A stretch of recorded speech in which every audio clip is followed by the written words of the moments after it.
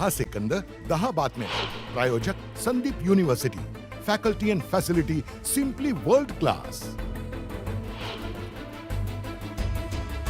राज्यात गारपिटीची तर मुंबईत मुसळधारेची शक्यता. हवामान खात्यानं वर्तवला अंदाज. अवकाळी पावसामुळे कोकणातील आंबा पीक धोक्यात. पावसानं फळ गळतीसोबत आंबा खराब होण्याची भीती. जळगावातल्या जामनेरमध्ये वादळी वाऱ्यासह जोरदार पावसाची हजेरी. गारपिटीमुळे केळी बागांचं मोठं नुकसान.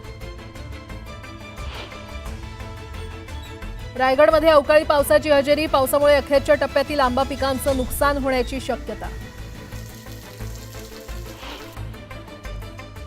छत्रपती संभाजीनगर शहर आणि परिसरात सलग तिसऱ्या दिवशीही अवकाळी पावसाची हजेरी तर काही ठिकाणी गारपीट. आजही गारपिटीचा इशारा. मुंबई आणि उपनगरात अवकाळी पावसामुळे डासांचा प्रादुर्भाव वाढण्याची शक्यता. डास निर्मूलन विशेष मोहीम हाती घेण्याचा पालिकेचा निर्णय.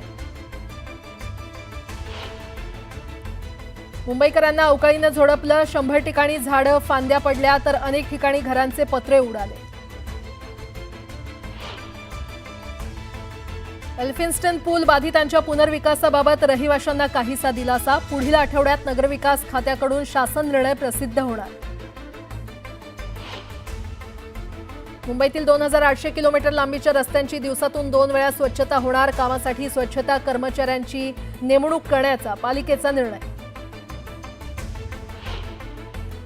मुंबईत अवकाळी पावसामुळे गारवा, एसी, पंखे आणि कूलरचा वाढलेला वेग मंदावला. विजेची दैनंदिन मागणी तब्बल 8,000 घसरून 22,000 मेगावॅटवर.